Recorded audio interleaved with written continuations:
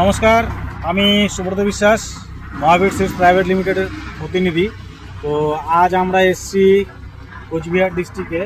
তো কোচবিহারের পাশেই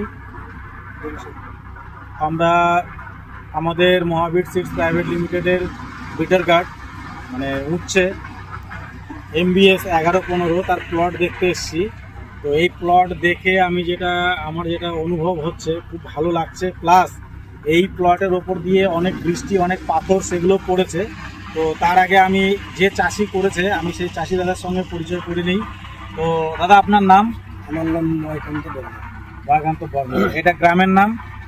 এটা তো আলাদা জায়গা। হ্যাঁ, এটা চটটার নাম। চরটা এটা তো মানে কোনো সদর এলাকায় পড়ছি আর কি, কিন্তু জায়গাটা এটা চাপাগুড়ি বললেই চলে। হ্যাঁ, মানে সীমানাটা আর কি। আচ্ছা, তো জায়গাটা আপনি যে এটা চাপাগুড়ির মধ্যে পড়ছে, এটা কোন ডিস্ট্রিক্ট? ডিস্ট্রিক্ট তো ওই কুচবিহার। কোচবিহার ডিস্ট্রিক্ট। যাই হোক, তো আপনি যে করলাটা করেছেন এটা কোন কোম্পানি? এই তোমাদের ওই মহাবীর। মহাবীর। হ্যাঁ। এর ভ্যারাইটির নাম মানে জাতের নাম? 11-15। 11-15। আচ্ছা, তো যাই হোক, আপনি যে জাতটা করেছেন, তো আপনার কেমন লাগছে? মানে করলার ফলের সাইজ, আপনি হয়তো কেবল সবই ফল এসে একবার ভেঙেছেন, বাজারে মানে বিক্রি করতে সুবিধা অসুবিধা এইটাই সম্বন্ধে একটু আপনার বলেন। তবে অন্য করলাও করছিলাম। হ্যাঁ। তো এবারে একটু এই বীজটা নিলাম। দোকানদার দাদা আমাকে বললো নেওয়া এটা ভালো হবে।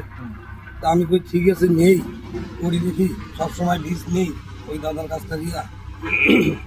বললো যে এটা নিয়ে যাও, কোম্পানিটা ভালো।